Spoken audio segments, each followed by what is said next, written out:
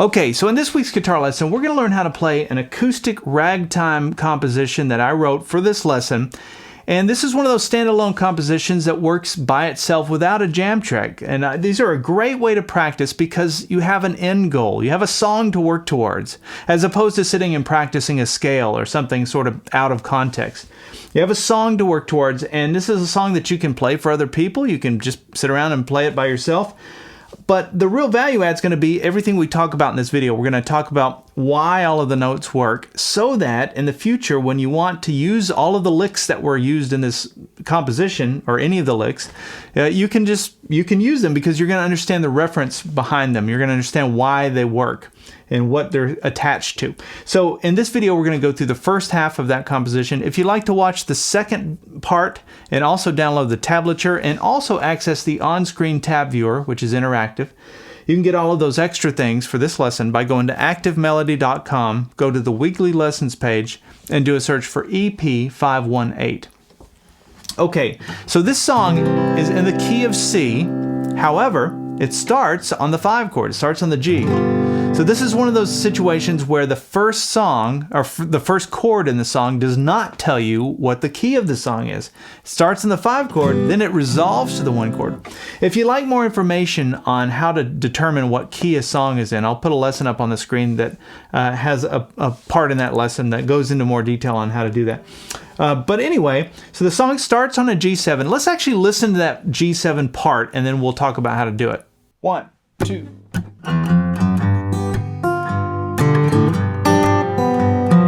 Okay, so it starts with a classic kind of bluegrassy bass walk-up.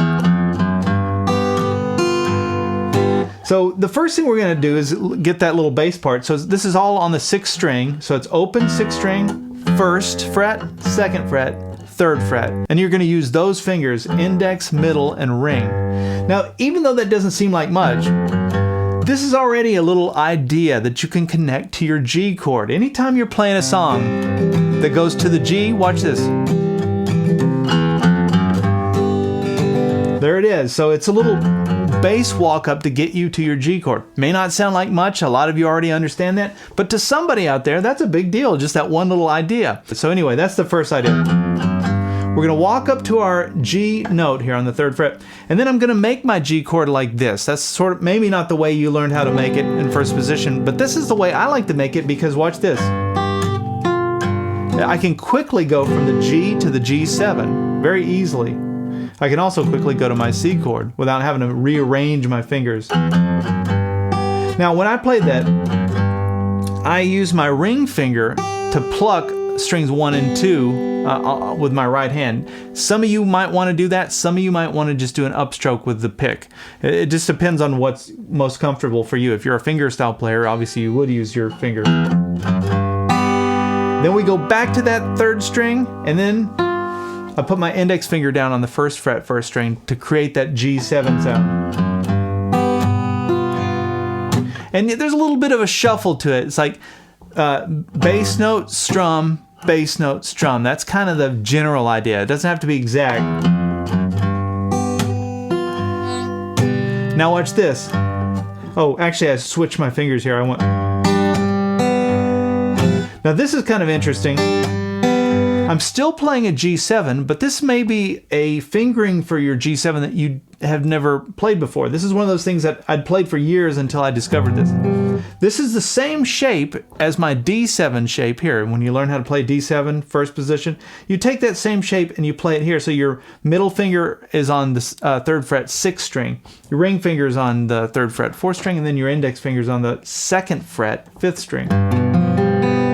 And if you play those 5 strings, 6, 5, 4, 3, and 2, you're playing a G7. It's just another way to do it. So I used that, and then I put my pinky on the 3rd fret 2nd string and did this. So I put that down, and then I took it off and played open 2nd string. Actually, strings 2 and 3. Same little shuffle pattern as we did for the first part of the chord. Now all of this represents the G chord. Still a G chord, or the G7. And these notes, by the way, are right out of my G7 arpeggio. I'm just walking down the G7 arpeggio when I play those notes.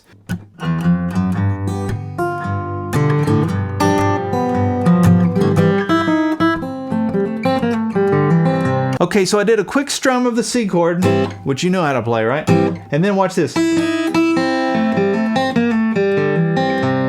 A fun little kind of a Norman Blake sounding, kind of a bluegrass kind of lick. But let me show you how to play that. So it starts with an upstroke on the 1 string, and then we're going to put a ring finger here on the 4th fret 2nd string, and then back to that 1 string. Now that's a weird clash, real dissonant sounding. Dave Rawlings uses that quite a bit as well. I might have stole some of this from him. I don't know, but I love that sound. And this is one of those lick ideas that you can connect to your C chord. There's going to be a big light bulb moment when you think about a C chord. Okay, I'm playing a C chord in a song. If I want that dissonant bluegrass ragtime sound, I can come up here and grab that. You can bend into it. You can do all kinds of cool things with it. All right, let's get back to that lick. It goes. Now I'm going to come down here to the 1st fret on the 2nd string, and then watch this. So while I hold that, I'm going to do this little, well actually I'm going to play the 2nd fret 3rd string, and then watch this. Little hammer on, open 3rd string, hammer on to the 2nd fret, and then back to my 1st fret 2nd string. Okay, so we have. And then here's another little 3-note, little triplet. So that's going to be I use my middle finger for that. I come up to the 3rd fret, the 3rd string, slide down to the 2nd, and then open 3rd string. I did a downstroke there and then an upstroke there. So we have.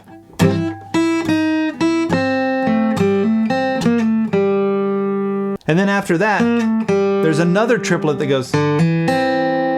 So that's keeping that index finger down the whole time. That's my C note, right? We're playing licks over the C chord. Hopefully this is starting to connect a little bit.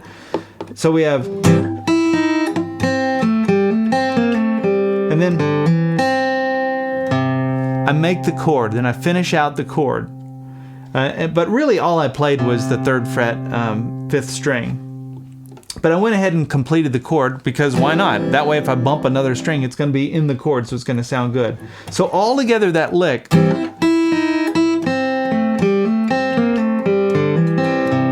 And you can learn that and connect all of that back to your C chord. Now these licks that we're learning here are all 1st position licks. And they really kind of only live in that 1st position because of those open strings. Like,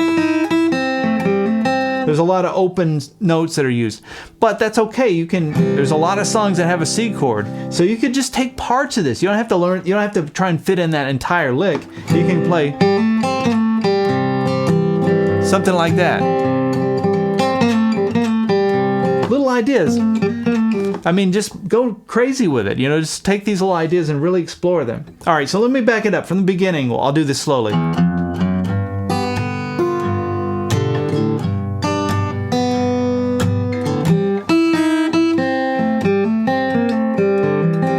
Now watch this. We go right back into it.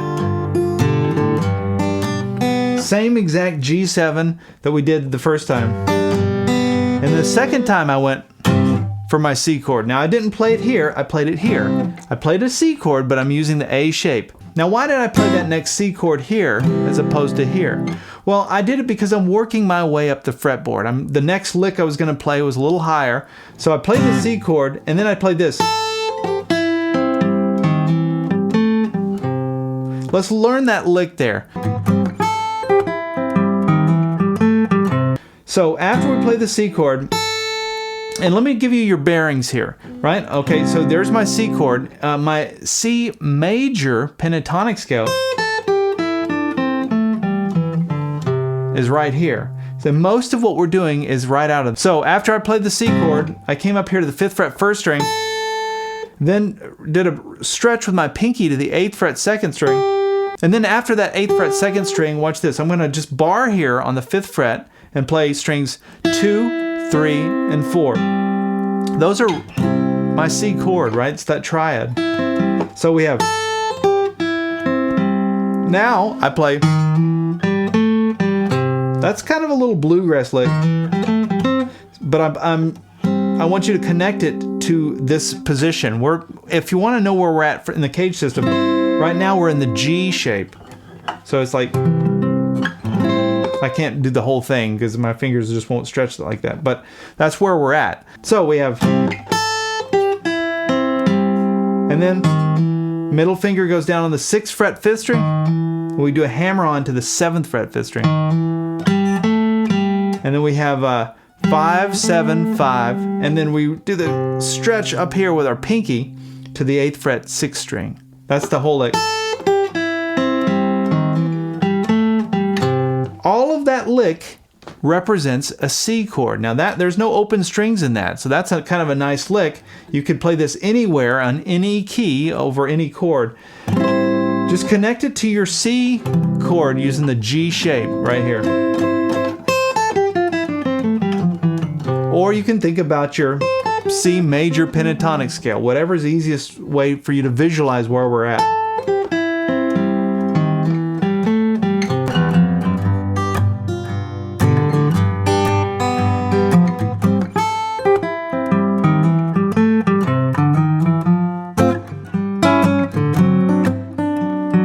Alright, so from this 8th fret 6th string, we're going to walk it up to the next chord in the song, which is an F chord.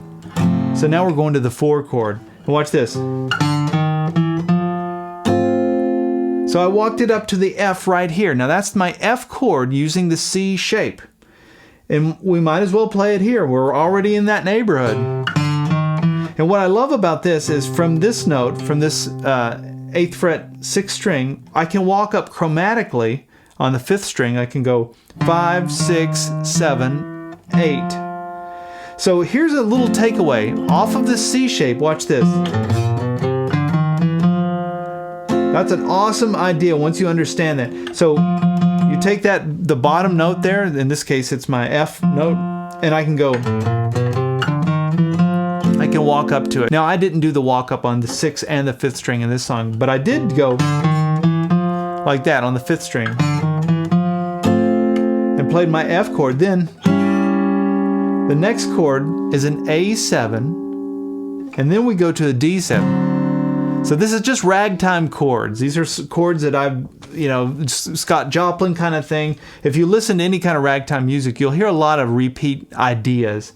So we have the F going to the A7, and when I play the A7, I just did this one little piece. This will be another idea. Maybe you hadn't thought about this. This looks like my D chord. Think of your D chord in first position. If you take that same shape and you play it here, so that your middle finger's on the 5th fret 2nd string, and that means your index finger's on the 5th fret 4th string, and your ring finger is on the 6th fret 3rd string. You play those middle 3 strings, that little triad, you're playing an A7 triad.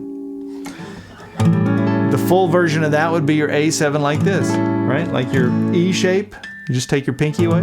But we don't need to do the whole chord. That's enough of it to tell us it's an A7. So we have F, A7, and then we play the D7 here using the C7 shape. It's like my C chord, slide it up, add my pinky to the 5th fret 3rd string, and play those middle 4 strings, 5, 4, 3, and 2, and you're playing a D7. I just love the sound of that. Isn't that cool?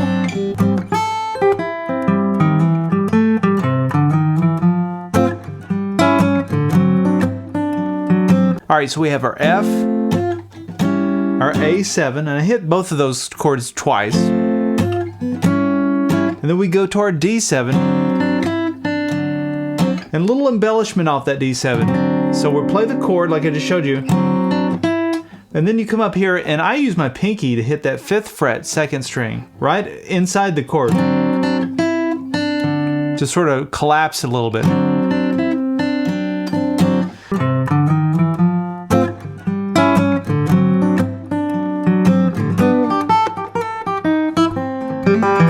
Okay, now after that, we do a quick hit on the G chord. So we're going back to the G chord. And then after that G chord, there's a G lick that goes like this.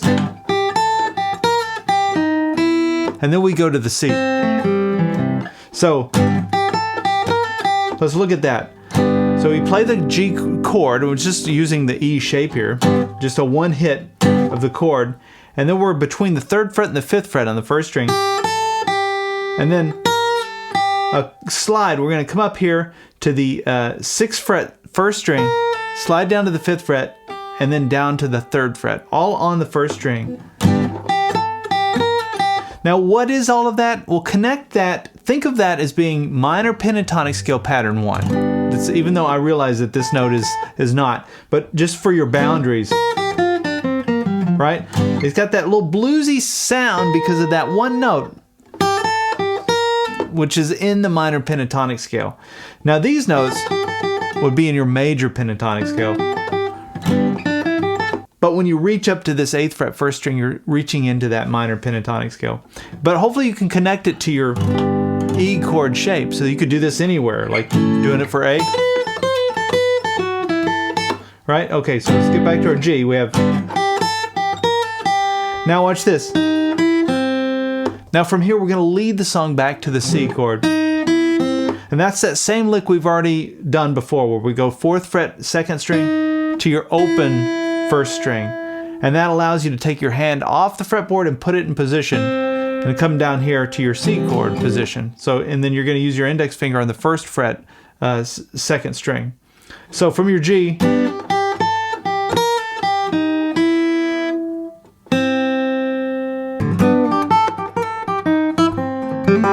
and to close out that C lick, because now the song is in the C part of the song, we've gone to the next chord, which is our C chord.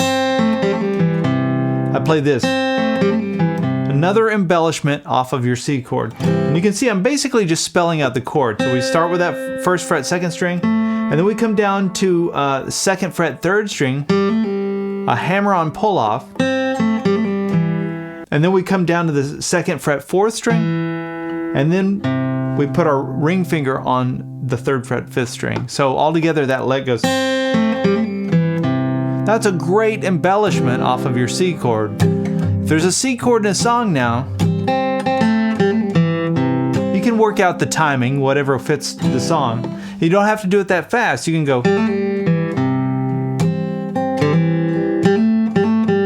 All of these little things are ideas off of your C chord. That's the real value add in this entire lesson, is not just memorizing the song. That's only half the equation. The other half is putting all of this stuff in context so that you can start using it going forward. So from the G we have, and at that point the song would repeat. We go back into the G thing. Now I've got some variations on that. We're going to save that for part 2. That's a lot of information we've already covered. Hopefully you'll join us in the second half where we'll go over the remainder of that little composition. Just remember there's more to learning to play than just memorizing. That's part of the equation, but try and put everything in context. So in the future when you've got a G chord in a song, you've got some ideas, little licks that you can connect to those G chords, or a C chord. You've got ideas for that as well. All right, we'll see you in the part 2 video where we'll go over the second half.